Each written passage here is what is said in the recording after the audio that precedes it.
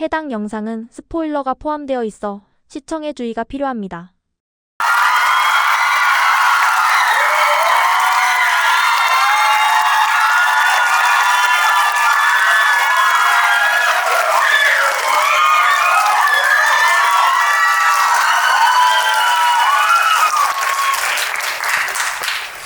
네, 춥지 않으시죠? 네, 인사 말씀 한번 부탁드릴게요. 여러분, 너무 여러분의 이 열화와 같은 성원에 힘입어 정말 너무 감사합니다. 영화 재밌게 보셨어요? 오늘 영화 처음 보신 분 계세요? 자, 그러면 처음 오시면 우리 선물 한번 드려야 될 것 같은데. 선물 인증 소개해드릴까요? 오늘 포스터 네, 2장이 있고요. 그리고 지금 아까 손 드신 분, 네, 저 하얀색 저 통로에 계신 분, 하리보. 네, 처음 이혜영 선배와 같이 첫 GV 때 드렸던 선물인데요. 가져드릴게요.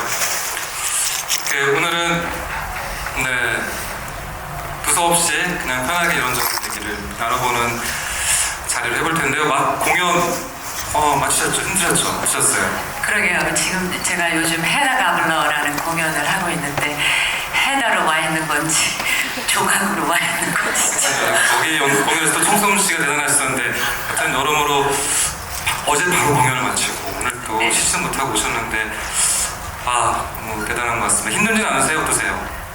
왜요? 등대라도 붙이시게요? 원하면 붙여드려야죠.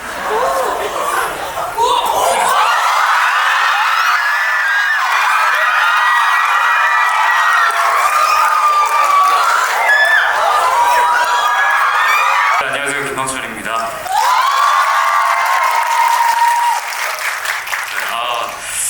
방금 이게 서프라이즈라고 생각하니까 갑자기 심장이 너무 뛰는 거예요. 그래서 되게 오랜만에 그 긴장하는 마음을 좀 가져봤습니다. 네, 한 30분 있다 부를까 하다가 오래 서 있을 것 같아서 불렀어요. 두 분 다 사실 화과를 이미 떠나서 그리고 다른 캐릭터로 또 여행을 하고 계신데 둘 다 공연을 하고 계세요.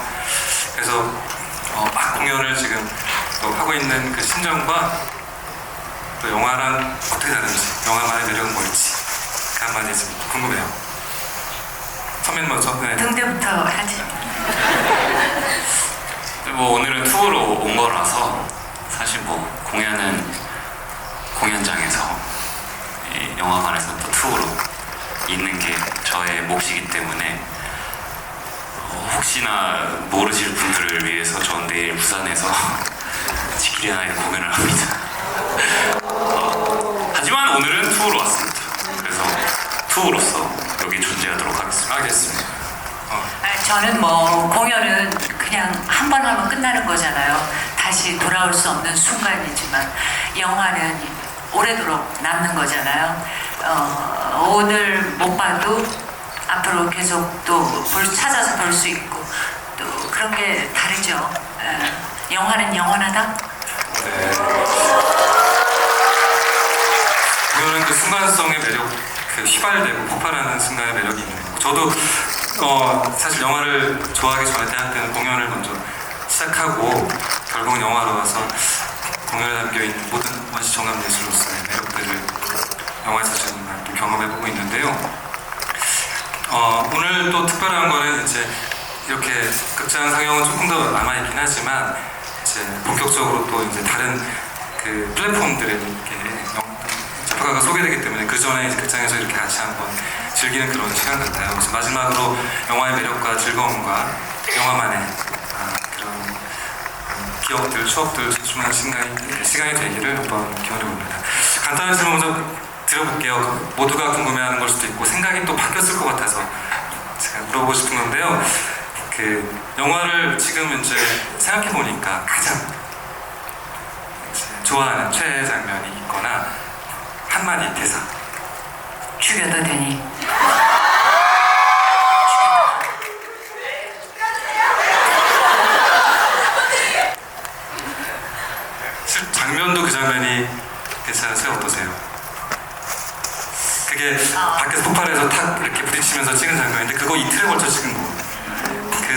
그 하루 만에 찍을 수 없었던 정말 어려운 장면이었는데요.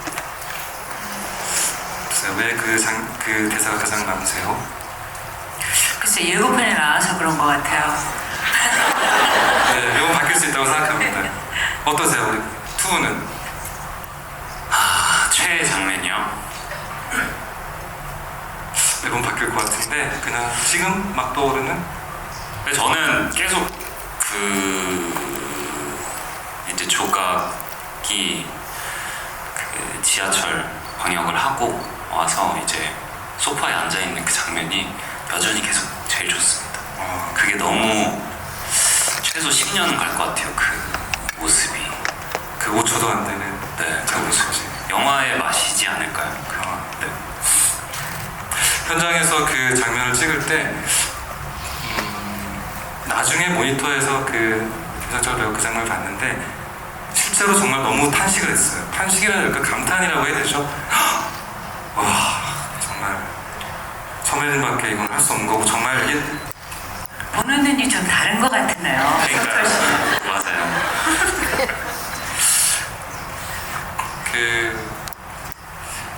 저도 어제 뭐 다른 장면을 얘기했는데 저는 시간이 지나면 또 바뀔 것 같아요. 그렇죠? 촬영을 사실 1년 전에 했고 영화는 계속 이제 새로운 관객분들, 새로운 아이로 태어나고 있는데 배우도 마찬가지지만 여러분들도 볼 때마다 많이 달라지잖아요. 그렇죠? 네. 또 이제 새로운 관객들도 많이 생길 텐데 궁금합니다. 그 질문들 많이 해주셨어요. 이미 100개가 너무 질문이 많아가지고 간단한 질문 여기 있는 거 먼저 한번 풀어드리고 그리고 또 질문 받고 얘기 나눠보려 볼게요. 쉬운 질문이면서도 어려운 질문이 있었는데 이 궁금함이 굉장히 많았어요. 조각이 투우한테 이렇게 강선생을 지키려고 강선생 집으로 달려가잖아요. 그리고 나한테 하고 싶은 말 없어요? 라고 다급히 묻잖아요. 듣고 싶은 말이 뭐였을까요? 아니, 솔직히 영화 본 지 좀 오래돼갖고요. 제가 해달라고 그러는 대사밖에 생각이 안 나는데 네네. 맞아요. 그런 장면이 있었죠. 나한테 뭐 할 얘기 없냐고. 듣고 싶었던 대사가 있으세요? 어떠세요? 감독님이 그 대사 왜 쓰셨어요? 네? 그러게요. 잊어버리셨죠? 그 대사는 많은 씬을 옮겨 다녔지만 절대 포기하지 않고 이제 사실 그건 병원에서도 저희가 한번 해봤었고 무용이가 백내장에 와서 병원 갔을 때도 나한테 뭐 할 말 없어요 라는 말을 한번 써봤었고 상가에서도 써봤었고 아파트에서 써봤었고 막 그랬었는데 몇 가지 의미가 있었을 것 같아요. 하여튼 지금은 생각이 안 나시는군요.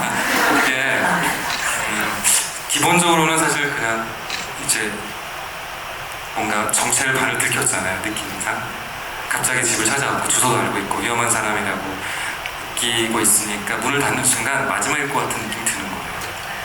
목소리를 한 번 더 뭐라도 듣고 싶다 라는 본능적인 맥락이 있었고 앞에서는 우리가 생각이 됐는데 사실 병원장을 투우가 죽였잖아요. 그거를 조각이 죽였다고 생각하는 사람도 있고 손 실장이 죽였다고 생각하는 사람도 있고 다양한데 뒤에 맥락을 봤을 때는 이제 투우가 죽인 건데 그게 투우가 이제 조각이 살인자고 당신이 죽이고 싶어하는 마음을 알고 병원장을 대신 죽여줬다라는 맥락으로 투우는 둘 사이를 갈라놓으려고 자격이 없다라는 질문을 말한 거거든요. 마음을 자연했지만 너는 킬러인데 어떻게 일반인을 좋아해? 그래서 둘을 마주하게 하고 끼니 잘 챙겨두세요라고 답을 하면서 더 이상 당신과 가까이 지낼 수 없을 것 같아요. 그리고 나오자마자 아이가 안에 있어서 문을 딱 잠그고 막 그런 식으로 무서운 사람이라고 느낀 거예요. 근데 이제 그 투의 목표가 달성이 된 거죠. 그런 질문에 답이 아닌 것 같아요. 그러니까 저희 현장의 모습이에요. 작년 내내 촬영 현장에서 이런 모습을 저는 뒤에서 지켜보고 제가 이렇게 네. 지켜보고 있다가 다음 질문. 갈까요? 네. 넘어가요? 네. 이거 중요한 얘기인데. 네. 그러니까 저를 킬러라서 미워하는 건가요? 아니면 내가 한 일을 좋아하는 건가요? 나는 이런 일을 했는데 뭐라도 대화를 하고 싶은데 무슨 말인지 듣고 싶어서 다급히 잡았는데 여기서의 궁금함은 이제 끼니 챙겨달라는 굉장히 다른 말로 실망시켜주잖아요. 그때 조각의 감정을 물어보는 것 같아요. 그때 느낌이 어땠는지. 다시 보고 말씀드릴게요. 네네네. 아, 네. 알겠습니다. 그럼 우리 질문 한번 받아볼까요, 먼저? 저요가 있었어요. 정말. 저요라고 말씀하신 분? 네. 우리. 네, 저요님. 마이크 저요님한테 가시고요. 책갈피랑 그 다음에 배우 사인이 된 필사노트랑 같이 선물 같이 갈게요. 네, 여기. 왼쪽. 일어나 주세요. 네, 일어나 주세요. 네.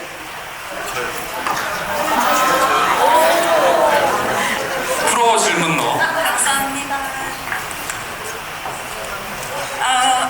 영화 정말 너무너무 잘 봤고요. 조각에게 아이들을 건드리지 않는다는 룰이 있다고 했는데 이 룰은 언제 생긴 거고 또 이제 조각에게 구체적으로 어떤 룰들이 있는지 알고 싶습니다. 감독님 대답해 주세요. 아이를 건드리지 않는다는 룰은 없었을 것 같아요.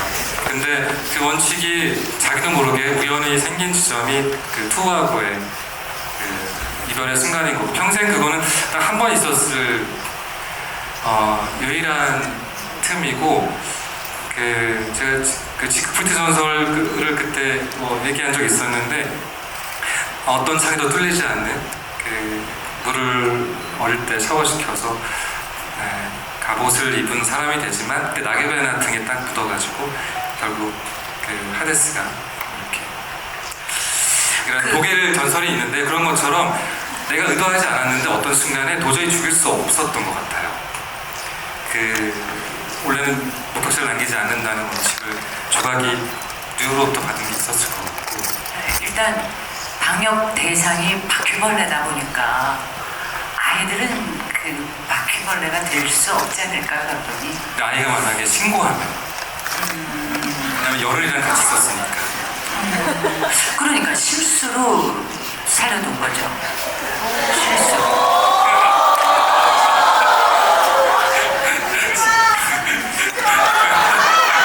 전 유일한 생존자예요. 조각의 방역 대상 중에 유일한 생존자. 그래서 저도 그거에 대해서 감독님하고 상의를 많이 했거든요. 아이는 건드리지 않는다라는 말을 왜 하지? 근데 투가 데이터를 봤을 때 생존자가 나밖에 없네. 그래서 아이는 건드리지 않아 라는 말을 하는가? 라는 생각을 했었는데 그때 또 제가 해니를 데리고 있잖아요. 그래서 약간 실험을 하는 마음으로 저는 했던 것 같아요. 그때 연기할 때는. 실수는 안 됩니다. 실수는 안 돼요. 그때 돌아볼 때 조각은 확신을 한 것 같아요. 도영이가 나를 해야 하지 않겠다. 경찰한테 신고하고 실제로 뒤에 정신병원에 가서도 실제 그때 썼던 시나리오는 그 영화 전체 그런 시나리오가 있었어요. 끝까지 조각을 쫓는 40년째 쫓는 경찰이 있었어요. 그때 30년대 찍은 거군요. 그때 그 투를 프로파일링 하면서 그 가정부를 분명 열흘이나 봤는데 모를 수가 없는데 아무 기억이 나지 않는다고 하니까 저를 계속 투를 이렇게 달래면서 얻어내려고 했었는데 절대 그 얘기를 하지 않아요.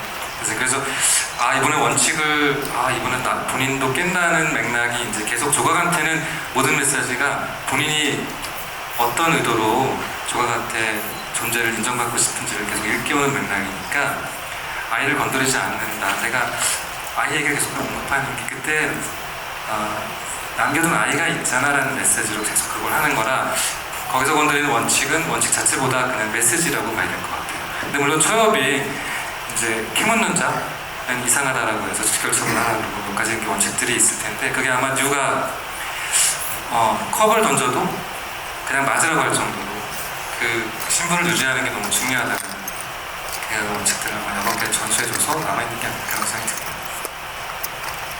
네. 이런 질문이 있었어요. 조각한테 아이가 있다는 설정인가요, 영화도? 아이가 있냐고 이런 질문은 그러니까 그럼 아빠는 류?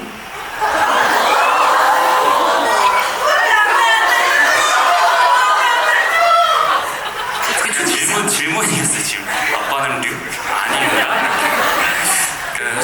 저는 이게 이제 원작과 영화가 가진 이제 운명에 대한 얘기인 것 같아요. 원작이 있는 영화 중에 이렇게 원작하고 영화를 비교하거나 원작의 강한 설정들을 가지고 이런 영화는 제 경험이 처음인 것 같아요.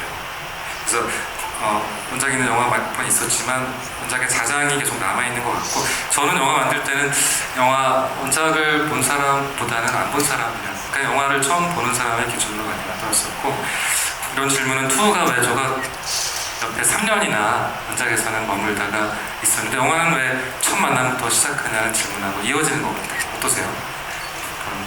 원작을 잘 아니까 차이가. 근데 우선은 저희 영화 안에서는 투어가 조각을 20년째 쫓았다라는 설정을 명확하게 해놨고 그걸 보여줬기 때문에 사실 첫 만남부터 바로 접근하는 것 자체가 맞지 않나라는 맞는 설정이라고 생각합니다.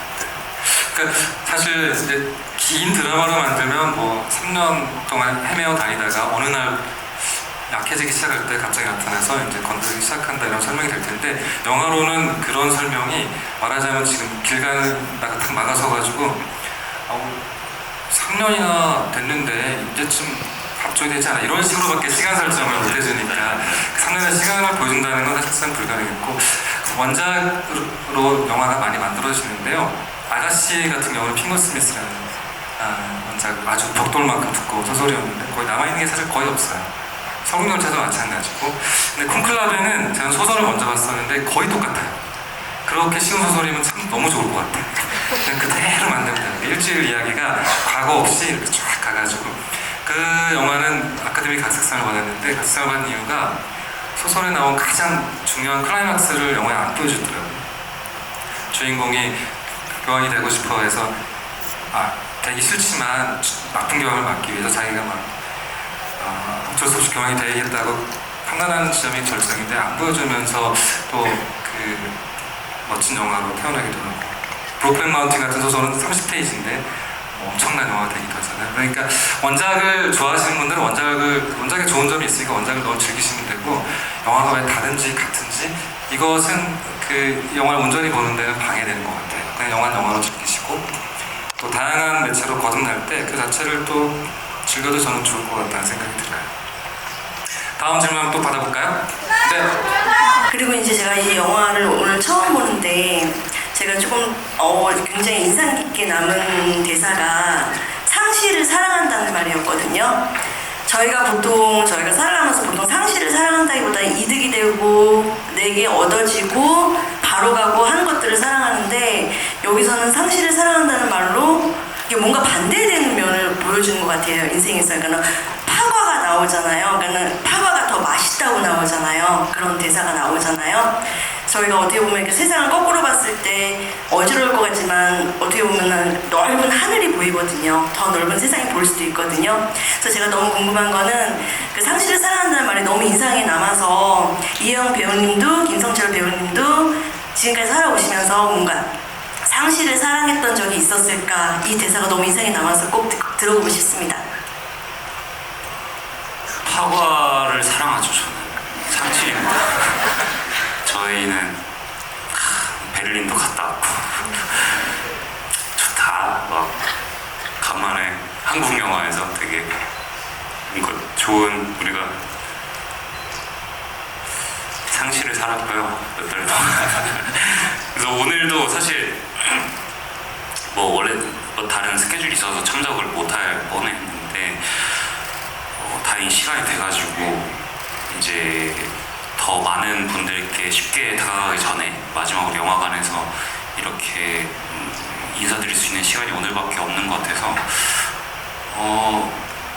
너무 저한테는 소중한 작품이고, 앞으로 제 연기 활동을 하면서도 최근 몇 달의 이 홍보 기간과 작년에 찍었던 파과와 제가 영화를 다시 보는 제가 출연했던 작품을 다시 보는 일이 정말 없는데 한 1, 2년 뒤쯤에 다시 보고 싶지 않을까 생각합니다. 그때 재개봉? 라고 그냥 혼자 생각해봤고요. 네. 아무튼 그렇습니다. 네. 저한테 있어서 상실은 그냥 상실을 사랑한다는 표현은 매우 시적인 표현이라고 저는 생각을 했고요. 그거는 그냥 대사일 뿐이고 사실 상실을 경험한다는 거는 사랑하는 사람을 잃거나 어쩔 수 없이 그 이별을 하게 되는 상황이 오거나 가장 좋아하는 것들을 포기해야 되는 상황이 오거나 그런 일들은 여러 번 경험이 있죠. 저도 그게 제일 먼저 떠올랐어요. 그 생각을 할 때, 그 대사를 할 때. 그런데 그거는 상실을 즐긴다기보다 뭐랄까 받아들인다. 그냥 함께 그냥 인정한다. 거기에 스며든다.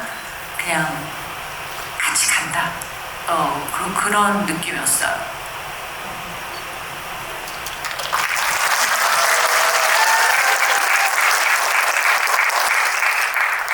훨씬 삶의 경험이 훨씬 많으시니까 다 설명할 수 없지만 사실은 그 이영이라는 얼굴만 봐도 이미 그런 상실의 서사들이 많이 느껴지잖아요. 저는 기분 안 좋아요. 감추고 싶으면 마음대로 감출 수 있고 드러내면 마음대로 드러낼 수 있는 그 지점이 선배님의 매력이었던 것 같아요. 이 질문도 많이 있었는데요. 왜 파과가 류와 조각의 이야기가 아니라 조각과 투의 관계에도 애정을 갖고 만들었을까? 어떤 부분에 더 끌렸을까? 이 질문들이 있어요. 그건 뭐 감독님이 얘기하시죠. 네, 그렇군요. 저도 이제 류 조각은 소설에서는 굉장히 서사도 많고 조각의 과거 이야기도 많이 만들어봤었는데 매력적인 부분이 많아요. 왜냐면 시간이 많으니까 거의 한 40-50년 이야기가 있잖아요. 투는 헤어지고 이제 만나서 얼마 안 됐으니까. 근데 과거의 류 조각의 이야기가 많아질수록 어떻게 되냐면은 젊은 조각이 나와서 젊은 류와 함께 젊은 시절을 이야기하는 거예요. 이 영화의 목적은 파과를 다루는 거고 노쇠와 늙음과 그리고 상실 속에서 어떤 삶을 선택하는 게 의미가 있을까에 대한 궁극적인 질문을 하고 있는데 계속 과거를 소환해서 젊고 아름다운 시절을 그리워하고 회한을 느끼는 이야기로는 저는 만들 수가 없었던 것 같아요. 그래서 맨 초고는 당연히 과거가 아예 없었고 지금의 조각을 이해하기가 너무 어려운 지점들을 도와주는 인상적인 지점으로서 그거를 투가 이제 계속 추적해서 그 과거를 알아가는 맥락으로서 필요한 이미지가 있고 나머지는 긴 이야기로 만들어질 때는 아주 빈둥대본이 돼서 볼 수 있을 것 같은데 영화는 혹시 현재 조각의 이야기 중에 가장 중요한 갈등은 투하고의 이야기이기 때문에 왜냐하면 투는 조각이 어떤 사람이고 어떻게 살아왔고 어떻게 살아갈지에 대한 질문을 계속 던져주고 답을 스스로 얻게 도와주는 천사 같은 존재잖아요. 그래서 그 사람의 관계가 더 중요했던 것 같아요. 사실 처음 볼 때는 그 투의 그 메시지를 온전히 관객들이 잘 못 느낄 수도 있는 것 같아요. 워낙 조각을 중심으로 보고 기이한 인물로서 투를 먼저 보게 되니까. 근데 두 번째 보게 되는 분들은 확실히 또 서사를 입체적으로 보는 것 같아요. 그런 면에서 다시 볼 때 좋은 영화를 만들어야 될까? 한 번 볼 때 그냥 재밌는 영화를 만들어야 될까? 어떻게 나온 걸까? 감독님으로서 불가능하시죠. 생각하게 만드는 영화를 만드시는 분이니까. 그래서 사실 많이 어려웠을 거예요, 연기가. 왜냐하면 입체적인 연기 계속 시켜야 되잖아요. 그러니까 감독님을 계속 연구하게 만들잖아요. 저를 연구하게 되죠. 여기 이제 보여주지 않으면서 보여주는 연기를 하라고 제가 계속 부탁을 했잖아요. 어땠었어요? 그 현장에서 그런 주문이. 그래서 배우로서는 재밌죠. 탐구해야 될 게 많으니까. 그리고 해야 될 게 저는 보통 이제 영화 찍으면 감독님이 오케이면 오케이입니다. 항상 이 마음으로 있거든요. 그래서 저는 이제 주어진 이 캐릭터를 제 나름 연구를 해와서 이제 가져오면 그 많은 경우의 수 중에서 제일 최선의 것을 선택을 해서 이제 감독님이 오케이를 해주면 오케이 이렇게 되는 건데 저희가 오케이가 쉽지가 않았잖아요. 항상 이것도 해보고 저것도 해보고 형철 여기서 이렇게 하는 거 어때? 네. 딱 찍었는데 아닌 것 같아. 그러면 여기서 이렇게 해볼까? 예? 무슨 했는데 그 중간을 가볼까? 그런 일들이 꽤 많았어서 탐구하는 재미가 없을 수 있었고, 그리고 제가 추구하는 그 투의 톤은 숨김이었기 때문에 그게 너무 잘 맞았던 것 같아요. 이게 드러나지 않음 속에서도 쟤가 왜 저럴까? 혹은 쟤는 도대체 무슨 마음을 갖고 있을까라는 궁금증을 관객분들께 계속 심어줄 수 있는 그런 씬들이 있으면 좋겠다라는 생각을 했는데, 그게 감독님하고 좀 잘 소통이 됐던 게 좋았습니다. 네. 다행입니다. 아니, 또 이제 아니요, 우리 성철 배우도 또 감독 인형을 갖고 있을 수 있잖아요. 감동이요? 언제든지 이렇게 감독을요? 지금은 전혀. 감독 인형. 전혀. 그까지 없어요. 선배님은 갖고 계신 건가? 무슨 말씀이세요? 그 다음 질문 받아볼까요? 선배님 한번 찍어주세요. 네. 어디죠? 일어서 주세요. 일어서 주세요. 네네네. 카메라맨 저기 일어나 마이크가 와야 주세요. 돼가지고요. 오는 사이에 지금 다른 질문 답 드릴게요. 손 실장 어떻게 됐는지 질문이 있는데요. 옥상으로 갔어요. 그 다음은 모르겠어요. 네. 저는 오늘 딱 10번째 보는 날인데요. 그래서 이렇게 여러 번 볼 정도로 되게 훌륭한 재미있는 작품 만들어주신 감독님께 먼저 감사하다는 말씀 드리고 싶습니다. 그리고 제가 궁금한 거는 영화에 등대를 붙인다거나 아니면 대모님이 큰 파도에 휩쓸리실까봐 걱정이 된다거나 뭐 물고기를 잡자는 게 아니라 큰 바다를 잡자는 거다 이런 식의 표현이 되게 많이 등장하는데, 제가 영화를 보고 나서 소설을 읽었을 때는 이런 표현이 없었던 걸로 기억을 하거든요. 그래서 이런 표현의 이유가 조금 궁금했습니다.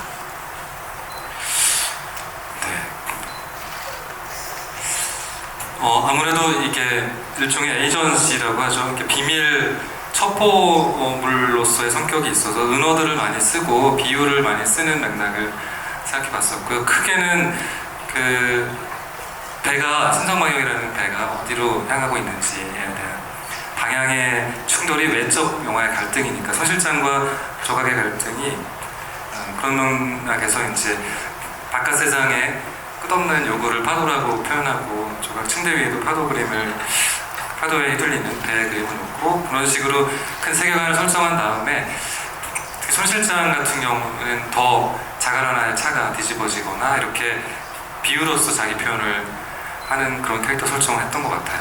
전체적으로 그게 어떻게 보면 문학적이고 어떻게 보면 연극적일 수도 있는데 그 지하세계 혹은 암흑 세계에서 나누는 특별한 언어들의 세계로 조금 더 이 영화의 특성이 됐으면 하는 맥락에서 그렇게 해봤던 것 같아요.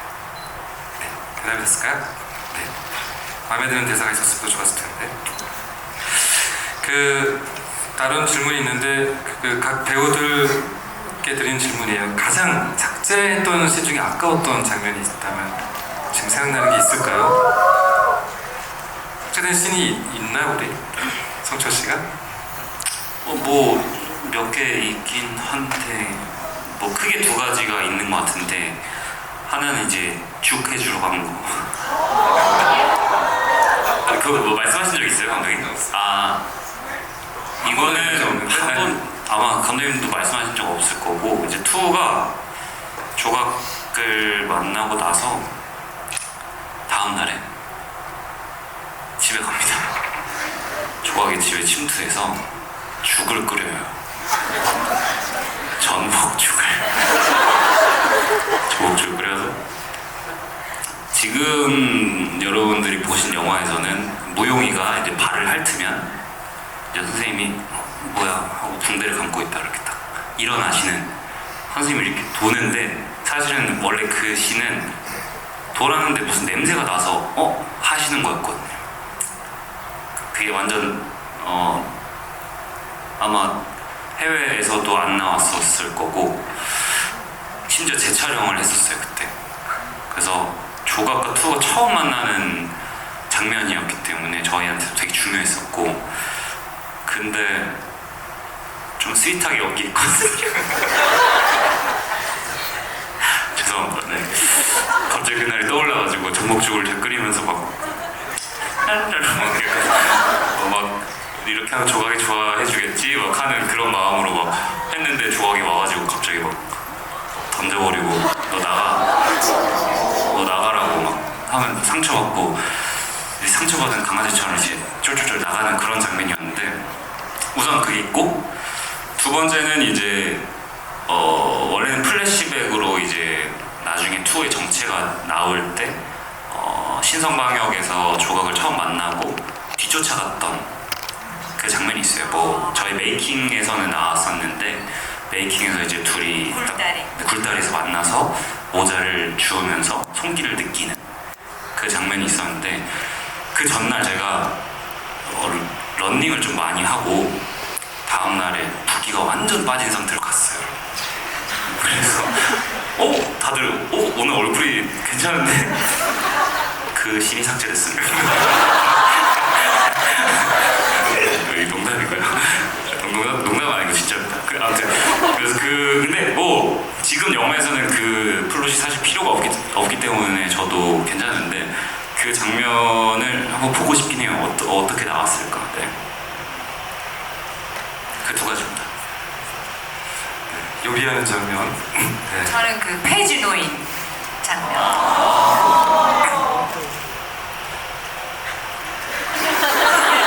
그쵸. 페지노이는 사실 큰 시퀀스인데요. 시나리오에서 들어왔다 나왔다도 많이 했었고 중간에 조각이 하는 방역에 아주 큰 맥락이고 실제로 마음속 깊이 그 홍여사라는 사람의 사연을 정말 도와주고 싶은 마음도 있었고 그리고 또 하나는 조각이 혼자 그 고독과 외로움, 상실을 느끼며 혼자 공원을 이렇게 걷다가 어떤 할아버지로부터 시선을 받는 그게 있었죠, 대본에. 네네. 근데 아예 촬영을 안 했어요. 네. 할아버지가 조각을 쳐다보는 거예요. 조각 할머니를. 그리고 그 할아버지한테 이제 복숭아를 주는 장면도 있었고 뭐 여러 이미지 맥락들이 있었는데 영화가 그렇게 좋은 조건의 영화는 아니었었기 때문에 저 시사 선택을 하거나 집중과 우선순위를 나누는 그런 선택들이 있었어요. 아무래도 8부작 시리즈로. 네. 페지노인 장면 때는 정말 힘들었던 거는 이제 갈비뼈를 미리 다치신 다음에 그 다음에 다시 이어서 가는 장면인데 그 엄청난 차들이 와서 그 80대 실제 87살이 된 어떤 할머니 배우가 키 두근한 폐지를 이제 몰고 있을 때 그 타겟을 결국은 연기 때문에 놓치는 그런 장면이에요.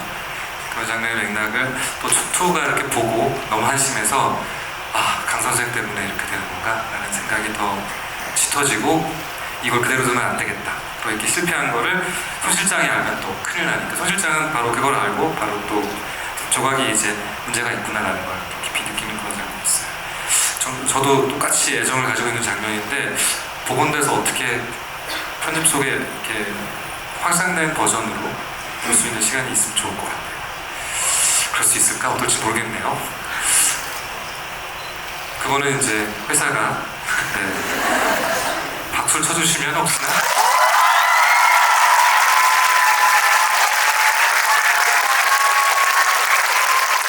제가 전달드리기를 바라겠습니다. 다른 질문 받아볼까요?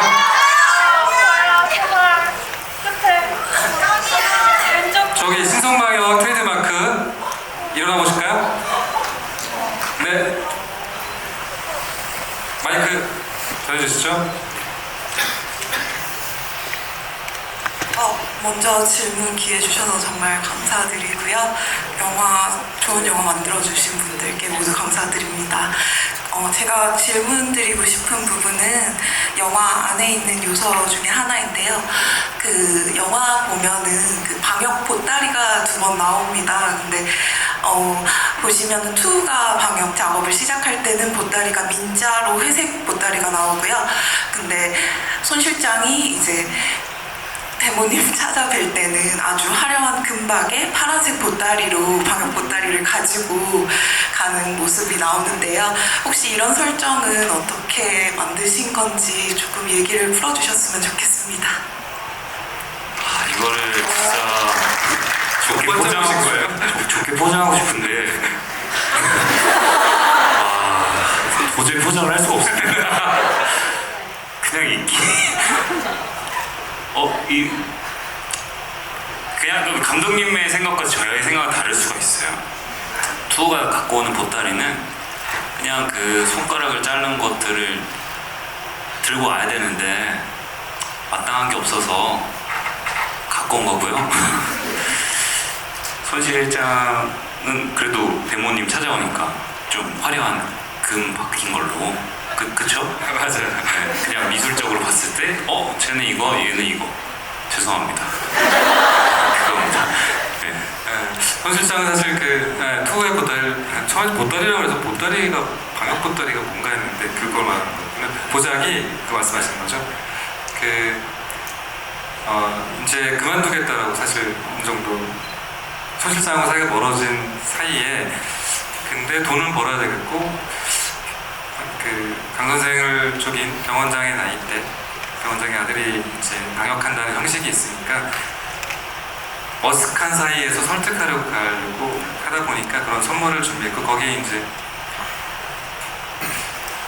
뭐 한약재가 있어서요. 그거 이제 거기 앞에 놓는데요. 특별한 큰 의미는 없었고 똑같이 갈 수 없었기 때문에 거꾸로 화려한 거를 투가 속이고 들어가고 소박한 걸 가져가야 되는 맥락인데 저희는 이제 바꿔서 해봤던 것 같아요. 여기는 실력 위주로 프로로 가서 그 소도구 자체가 그렇게 중요하지 않았던 맥락으로 그렇게 해봤던 것 같아요. 안에는 산삼이 있었어요.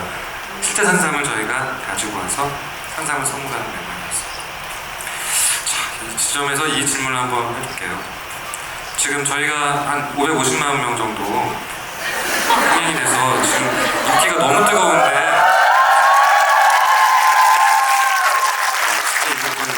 그 정도까지 저희가 생각했던 건 아니잖아요, 흥행을. 그러니까요. 흥행 요인이 뭔지 이게 너무 궁금합니다. 선배님 어떻게 생각하세요? 저는 이런 순간이 이렇게 왔다는 게 너무 놀랍죠.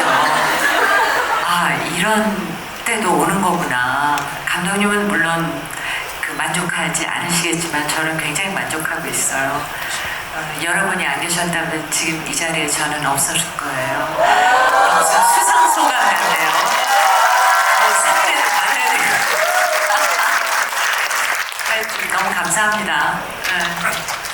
어떠세요, 우리 김성철 배우 투로서 이 흥행 요소가 뭐라고 생각합니까?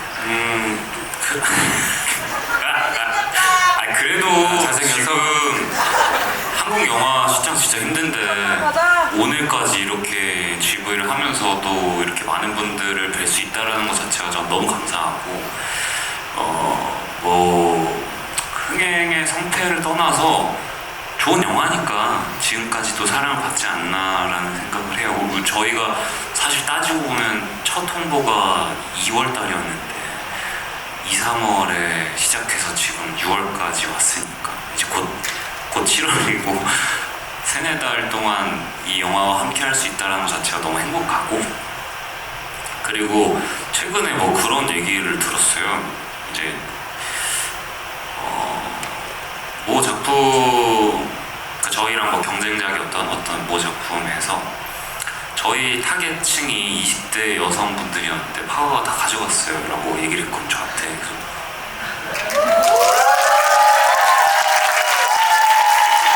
도대체 어떤 데이터에 기반된 사실이 있느냐 진짜 그렇다고 말씀하셔서 정말 너무 감사했던 그 시간이었어요 그때. 감독님 모르셨죠? 저는 네 그렇습니다. 그런 사실이 있대요. 네. 그렇군요. 그런 질문도 있어요. 정말 사랑스러운 질문인데 OTT도 이제 이렇게 풀리는데요. 손익분기점에 도움이 되려면 어떻게 결제하는지 방법을 알고 싶다고 회사에 요청하는데 쿠팡플레이에서 여러분 보면 되냐? 이거는 공짜 아닌가? 네, 플랫폼별 결제를 해달라. 네, 소인풍에서 조금 도움이 되는 여러 가지 방식이 있는데, 네, 알아서 네, 잘 해주시면 될 것 같아요. 그냥 너무 마음이 따뜻해서 고맙습니다. 이 질문 간단히 이건 기술적인 질문인데요. 조각이 방역할 때 푸 아빠의 신발끈을 풀어서 잠시 지체시키고 자세를 만들어서 뒤통수를 노리잖아요. 조각만의 특유한 방역 설계인데 투도 사실은 치매장 구두끈으로 방역하고 강 선생도 그렇게 위협하는데요.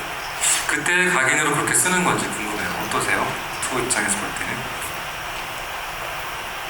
뭐 사실 영화의 결과물로 봤을 때는 그런 생각을 들 수도 있었는데 사실 저희 현장에서 그런 얘기를 한 적은 없었으니까 우선 투에게는 설정은 이거였던 것 같아요. 모든 것이 도구가 될 수 있다. 모든 것이 힐링을 할 수 있는 무기가 될 수 있다라는 것이 저희의 첫 번째 얘기였던 것 같고 그렇게 봐서 그래서 저희가 신발을 맨 처음에는 그냥 낮은 구두가 이제 높지 않은 그걸 했더니 끈이 길이가 안 되는 거예요. 그래서 이제 부츠 형태의 구두를 신어야 될 수밖에 없다. 그래서 그것도 그렇고 신발들도 그렇고 제가 신발 끈들이 계속 나올 수 있는 것들을 가져왔어가지고 그리고 실제로 촬영할 때 제가 이걸 장력이라고 해야 되나요? 신발끈이 생각보다 늘어나질 않아서 되게 잘 조여져. 말이 좋은 무기가 그렇습니다. 네. 나를 진짜 죽일 셈이냐 전노민 배우. 맞아요. 그래서 그때 저희 촬영할 때 전노민 선배님께서 딱 1회차 나오셨었는데 크랭크 있날 그것도 심지어 크랭크 인날이었어요. 첫 촬영.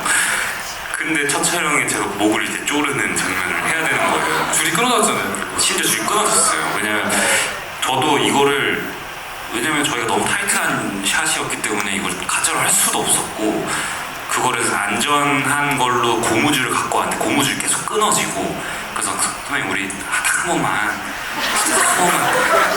진짜 죄송합니다. 왜냐면 특별 출연을 다 오셨는데 그래서 괜찮아 나를 죽일 셈이냐 진짜 나를 죽일 셈이냐 그래가지고 정말 죄송스러웠던 그런 기억이 납니다. 구두끈 설정은 투를 먼저 설정했고요. 투의 특별한 아주 멋있는 시그니처로 먼저 정한 다음에 조각의 과거를 구성할 때 그 시그니처가 어디서 왔을까를 제가 재구성하면서 소설은 없는 거지만 조각이 구두끈을 이용한 방역을 하는 모습을 보고 투의 머릿속에 그게 남게 결국은 조각한테 자신을 계속 이렇게 깨우치게 하는 방법으로 연결성을 제가 시나리오 설정했던 것 같아요. 연결해서 조각이 가정부로 들어왔을 때 장면 연출이 굉장히 섹슈얼하다고 느꼈는데 메이크업, 의상 연출도 여러 가지로 어떤 느낌으로 연기하셨는지 질문이 있어요. 과거 시절 어떠세요? 섹슈얼.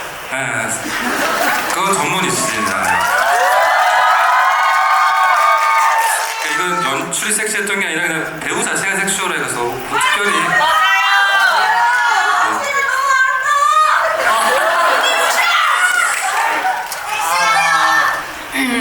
그런 거는 생각 안 했던 것 같아요. 그런 건 생각 안 했는데 감독님은 그렇게 생각하셨나 봐요.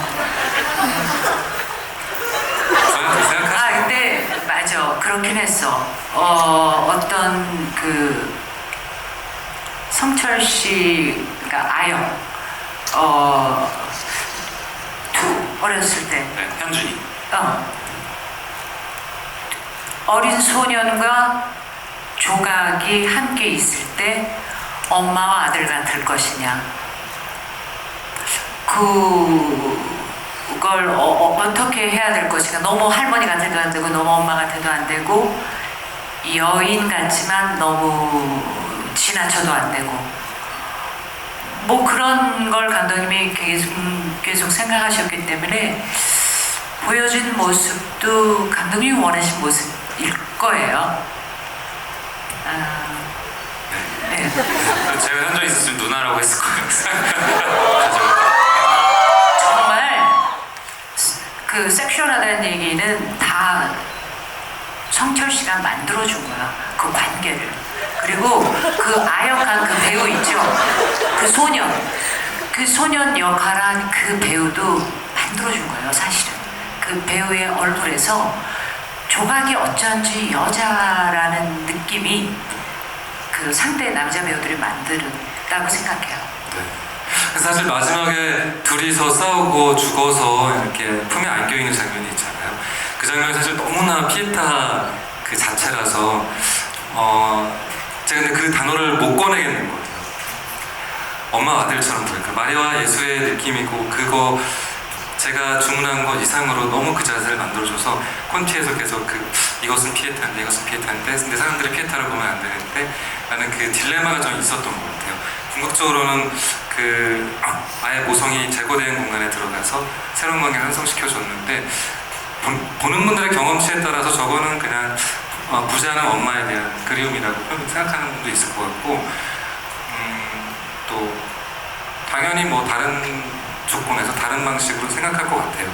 여기서 이제 투가 고민이 제일 많았을 텐데 투도 조각을 보면서 애정도 느끼고 사랑도 느끼고 많은 감정을 느꼈는데 조각한테 느낀 감정 중에 가장 큰 감정은 무엇이었을까? 이게 지금 관객들의 아주 미스터리에 대한 그리고 굉장히 많이 나눠지는 지점일 것 같아요. 지금. 네. 객관식으로 먼저 짚어볼까요? 주관식으로 할까요? 이건 주관식으로밖에 답이 없어서 객관식으로는 할 수가 없어서 사랑이라고 하기도 좀 힘들 것 같고 그렇다고 애증이라고 하기도 어려운 것 같아요. 그렇게 쉬운 감정은 아닌 것 같아요. 이거는 굳이 단어를 따지면 집착인 건데 그러니까 집착이라는 게 사랑이라는 큰 카테고리 안에 들어있다면 투어에게는 집착이라는 카테고리 안에 사랑이 있다?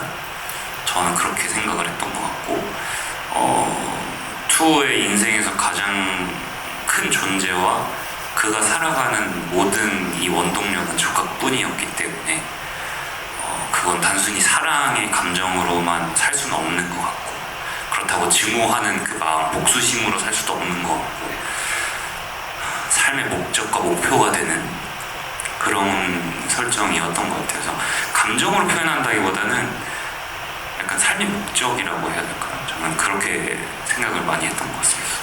크게는 둘 사이는 복수와 용서의 맥락이 있는데 어렸을 때 자기를 파멸시킨 분노도 있고 그 다음에 나를 그냥 남겨두고 간 이유가 뭔지 너무 궁금하기도 하고 그것이 나를 특별하게 생각해서인지 그냥 우연의 지금 마치 실수인 것처럼 그거 너무 궁금하기도 하고 그 유대감을 너무 갖고 싶기도 하고 그 다음에 최고의 킬러 잘 컸다고 인정받고 싶기도 하고 쇠락하는 게 너무 마음에 안 들기도 하고 그 다음에 내 스스로 내가 내 삶을 결정하고 싶다 유일하게 이 조각한테 인정받고 그 인정의 욕구가 집착으로 지금 드러난 거고 그리고 나를 존재하게 하는 이유로서의 조각을 향한 연민과 피에타가 원래 한국말로 연민이라는 뜻이에요 사실. 그러니까 연민의 틈 속에서 더 확장된 내가 살아야 될 이유로 조각이 있어야 될 것 같구만 그런 그러니까 투 마음속의 우주는 사실 이 영화가 가진 그 조각의 우주만큼이나 큰 거라고 생각이 들고 그게 관객들이 마음껏 여러분 볼 때 새로 느낄 수 있는 지점인 것 같아요. 네, 질문 하나 더 받을까요? 선배님.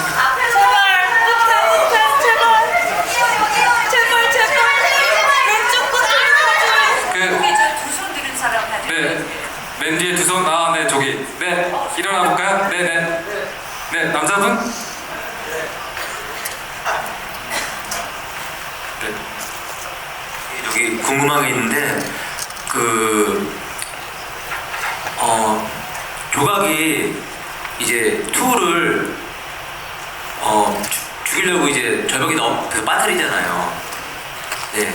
근데 그 장면에서 원래는 그 후에 이제 사실은 그게 죽이려고 차를 떨어뜨렸지만 실제로는 죽지 않았던 이유가 결국은 투가 조각이 살려준 거잖아요. 그게 제가 기억할 때 소설에서는 그 부분이 나왔던 것 같은데 영화에서는 그 부분이 보이지 않아가지고 의도적으로 이제 살 수 있도록 기회를 준 거잖아요. 근데 저는 그렇게 알고 있거든요. 소설을 읽어보고서. 그래서 왜 영화에서는 그 부분이 없는지 이게 좀 궁금했어요. 소설에는 없는 장면이고요.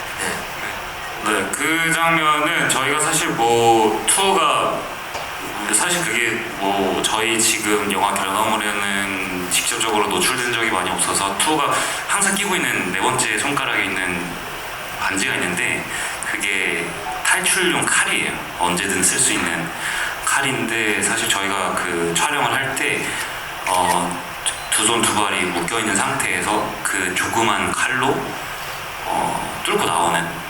끊고 나오는 걸 찍긴 했어요. 근데 그거를 이제 뭐 결과물에는 쓰진 않았는데 살려준 건 아니고요. 죽이려고 했는데 투가 어떻게든 살아나온 겁니다. 근데 소설은 아예 없는 장면이고요. 그 물에 빠진 사람은 다 살아오잖아요. 그래서 저는 그 질문을 많이 했어요. 전 스태프들한테 왜 다 살아오는데 물에 빠뜨릴까?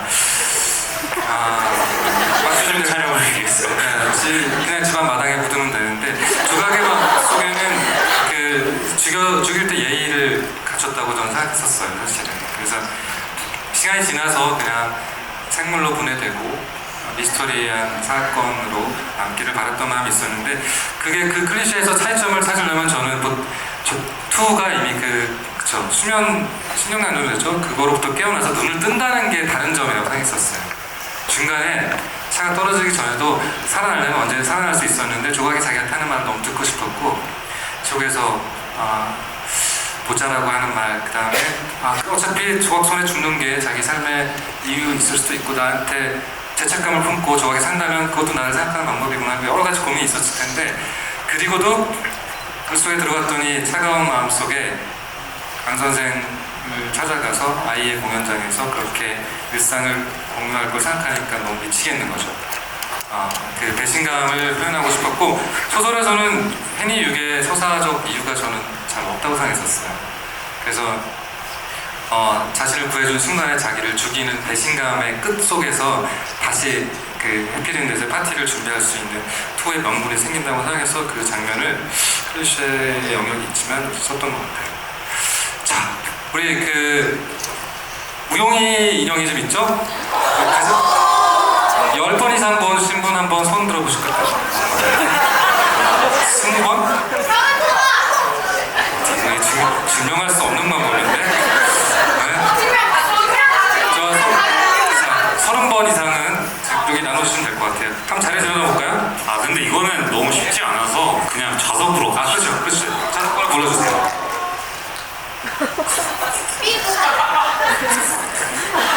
저희를 외쳐주세요. 몇 년까지 있어요? 22열 5열에 7번 네. 우영이 인형 한정판.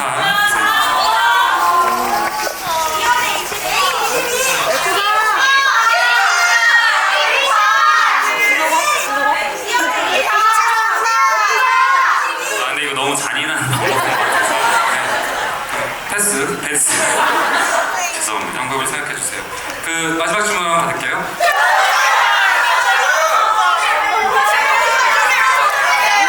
진짜 저는 정말 너무 잔인해요. 제 취향이 아니에요. 그런 거를 이거 진짜 신박한 질문이다 라고 생각하시는 분은 자신 있게 손을 들어주세요. 남자분 궁금합니다. 네, 질문은 짧게. 네, 감사합니다. 일단 여쭤보고 싶은 게 손 실장이랑 손 회장에 관한 건데 이제 손 실장이 김강호 배우님이셨고 손 회장이 사진으로 짧게 나오셨는데 천호진 배우님 젊은 시절 사진으로 벽에 붙어있게 나왔잖아요. 근데 천호진 배우님이 씬으로는 아예 등장을 안 하셨는데 이게 혹시 10년 만에 간신 그때 같이 하셨는데 혹시 천호진 배우님이 등장하신 게 이게 편집이 되신 건지 아니면 천호진 배우님께서 사진으로만 그냥 출연해달라 이런 식으로 하신 건지? 네, 사진 특별 출연이고요. 전 영화 간호 중에서도 사진 특별 출연으로 이유영의 아버지 역할을 하셨고 제가 너무 좋아하는 배우라 계속 초대하는데요. 손 실장 이름은 손무라고 손자병법을 만든 손자병법을 쓴 그 중국 이름을 마치 장비처럼 가져온 거고 실제 촬영 중에 그런 대사가 있어요. 누가 죽어가면서 그런 얘기를 해요. 피가 막 쏟아져 나오고 울먹이는 손톱 앞에 농담을 해요. 이제 우리 회사 만들까? 나 사장하고 너 부사장하고 회사 이름은 신동방역으로 하고 나 죽으면 너 사장하고 그러면 이제 손톱이 나는 머리 채지 못해요. 바지 사장 안 칠래요. 그렇게 농담을 주고받아요.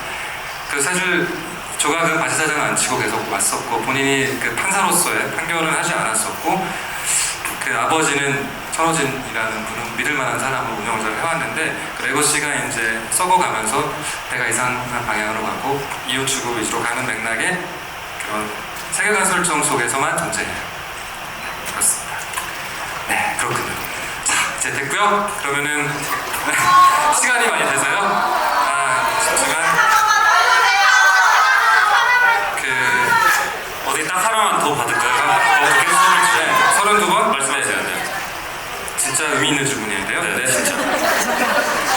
우리는 단체 사진 준비할게요. 김성철 배우님 유튜브 영상에서는 혜니한테 사탕을 주는 장면이 찍혀서 메이킹으로 나왔는데요.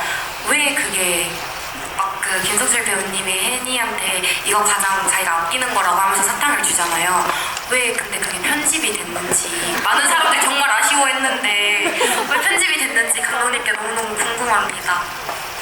그러기엔 너무 많은 것이 편집이 되었기 때문에 네, 그것은 이제 저도 맨날 혼나면서 했어요. 거기 왜 이렇게 귀여워요? 그러면 안 돼요.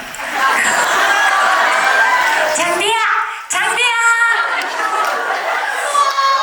이건 그냥 뭐 러닝타임의 이슈고 뭐 큰 의미는 없습니다. 그 두 가지 버전을 촬영했어요. 뭐냐면은 그 조각이 좋지 캔디를 아기 때. 네, 그거를 계속 가지고 하는 건데요. 그 아이를 유괴하고 학대하고 어디까지 가면 수 있을까? 비호감이 도저히 극복 안 되는 선을 넘을 수 있을까? 원래는 머리채를 잡고 창밖으로 던져서 거의 이렇게 들고 있는 그런 이미지를 제가 생각했는데 거기까지는 도저히 그건 아니다. 그 라인에 대한 저는 못하겠다고 했어요. 그래서 아이하고 다정하게 있는 장면을 보여주고 싶었어요. 그래서 아이가 이렇게 잘 자고 있는 장면을 하나 찍고 그 다음에 둘이 대화를 한번 해보자 편하게 애드립을 제가 주문했어요. 그냥 그 자리에서 애드립을 한 거예요. 그래서 그쵸. 근데 교차 편집을 하고 보니까 그 다정함이 들어가기 어쨌든 길어지고 앞에서 하는 나레이션의 맥락과는 좀 너무 다정해서 생각했던 것 같아요. 그게 또 애들이다 보니까 또 저의 다정함이 나오잖아요. 네, 다정한 부분은 많이 삭제가 됐어요. 네네. 너무 오늘 와주셔서 고맙고요. 마지막 인사만 짧게 하고 우리 단체 사진을 빨리 찍고 여기 마무리할까요? 네. 저부터 할까요? 네. 오늘이 아마 공식 일정의 마지막으로 알고 있습니다. 그래서 여태껏 저희 파가와 함께 해주셨던 많은 분들께 너무너무 감사드리고 오늘 이 자리에 계신 분들은 저희 영화를 정말 사랑해주시는 분들이라고 저는 알고 있기 때문에 함께해서 너무 영광이었고 정말 너무너무 감사했습니다. 저는 또 감독님과 선생님과 또 만날 수 있는 기회가 언젠가 주어진다면 또 좋은 작품으로 여러분들께 인사드리도록 하겠습니다. 감사합니다. 성철 씨와 같은 마음입니다. 감사합니다. 저는 스크린은 그 거울이라고 생각하거든요. 사실 저희 이야기도 보셨지만 사실은 그 여러분들 영혼을 들여다본 거라고 생각해요. 그래서 보면 볼수록 사실 여러분들 스스로를 더 많이 보게 되는 거기 때문에 그렇게 영화가 여러분들 영혼을 비춰주는 그런 더 깊이 비춰주는 그런 영화였기를 바라고요. 또 여러 가지 다른 형태로 여러분 찾아뵙겠습니다. 고맙습니다.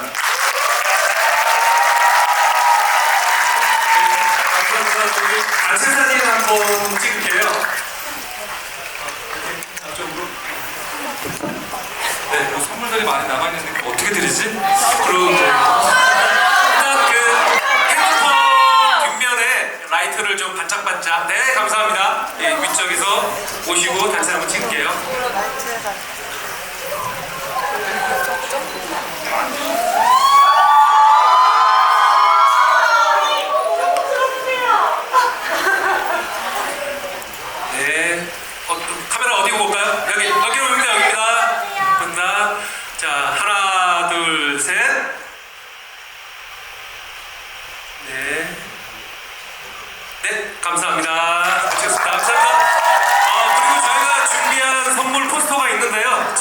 그러면 퇴출구 쪽으로 나가시면 한 분 한 분에게 다 전달을 해 드리겠습니다. 오른쪽, 이쪽, 즉 제가 오른쪽 편입니다. 이쪽 퇴출구 나가시면 되고요. 포스터는 모든 분한테 다 드리고요. 그리고